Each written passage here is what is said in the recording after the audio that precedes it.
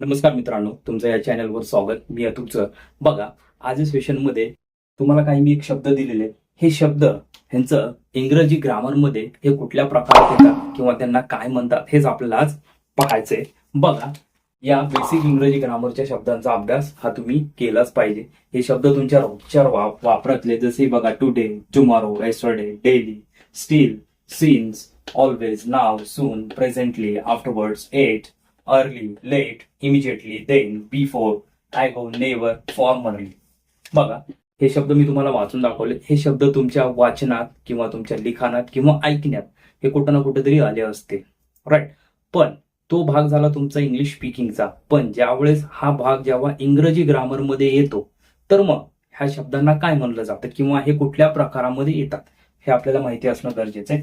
बघा, मी याचे तुम्हाला अर्थ सांगतो. पहिले टुडे म्हणजे आज, टुमॉरो म्हणजे उद्या, येस्टरडे म्हणजे काल, डेली म्हणजे दररोज किंवा रोज, स्टील म्हणजे अद्याप, सिन्स म्हणजे पासून, ऑलवेज नेहमी, नाव आता, सून लवकर, प्रेझेंटली म्हणजे सध्या, आफ्टरवर्ड्स नंतर, एट म्हणजे अजून, अर्ली लवकर. आता लेटचे दोन अर्थ होतात.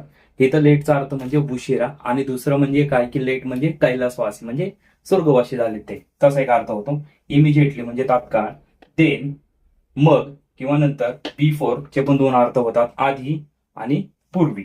ॲगो पूर्वी, नेव्हर कधीही नाही, आणि फॉर्मरली म्हणजे पूर्वीचा. बघा, हे तुम्हाला यांचे आम्ही अर्थ सांगितलेत. ह्यांना इंग्रजी ग्रामरमध्ये काय म्हणलं जातं बघा, ॲडव्हर्ब्स. काय ॲडव्हर्ब्स म्हणजे काय लक्षात घ्या, ह्याला क्रियाविशेषण म्हणतात. काय हे तुमचे काय सगळी क्रियाविशेषण आहेत. आता ह्या क्रियाविशेषणामध्ये बघा, ह्या क्रियाविशेषणामध्ये ह्याचा जो प्रकार आहे पहिला, त्याला काय म्हणलं जातं, कालदर्शक.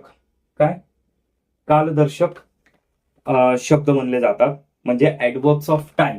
काय ऍडवर्ब ऑफ टाइम म्हणजे कालदर्शक किंवा कालदर्शक क्रियाविशेषणे, किंवा त्याला तुम्ही समयदर्शक क्रियाविशेषणे पण म्हणू शकता. म्हणजे ह्यांना ग्रामॅटिकल भाषेमध्ये काय म्हणणार तुम्ही, क्रियादर्शक किंवा समयदर्शक क्रियाविशेषणे.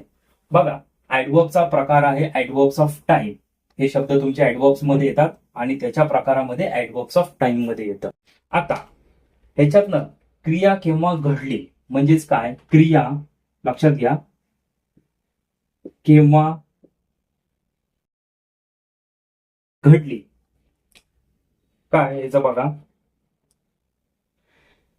या प्रकारच्या क्रियाविशेषणांमुळे क्रिया केव्हा घडली या प्रश्नाचे उत्तर मिळते. यामध्ये कालदर्शक शब्द असतात. म्हणजे लक्षात घ्या की क्रिया केव्हा घडली हे ह्या शब्दांच्या, म्हणजे हे जेव्हा तुम्ही शब्द वापरणार, मग त्याच्यामध्ये जर तुम्ही प्रश्न विचारला क्रिया केव्हा घडली, आता घडली, नंतर घडली, उशिरा घडली, लवकर घडली, नेहमी घडली, असं ह्या प्रश्नांचं उत्तर मिळतं.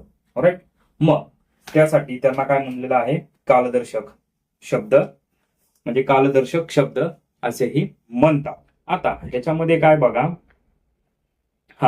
इंग्रजी ग्रामरमध्ये ना ऍडवर्ब्स ऑफ टाइम्स असं म्हणलं जातं. कारण की मी हा प्रकार काय घेतला, कारण की ह्यातले जे शब्द आहेत हे रोजच्या आपल्या वापरातले, म्हणून मला असं वाटलं की ह्याची तुम्हाला माहिती असणं गरजेची आहे. बघा, ऍडवर्ब्स मध्ये ऍडवर्ब्स ऑफ टाइम आलं लक्षात, क्रिया केव्हा घडली हे या प्रश्नाचं उत्तर ह्याच्यातनं मिळतं. बघा, ह्याच्यामध्ये काय डाऊट असेल तर कमेंट बॉक्समध्ये कमेंट करा.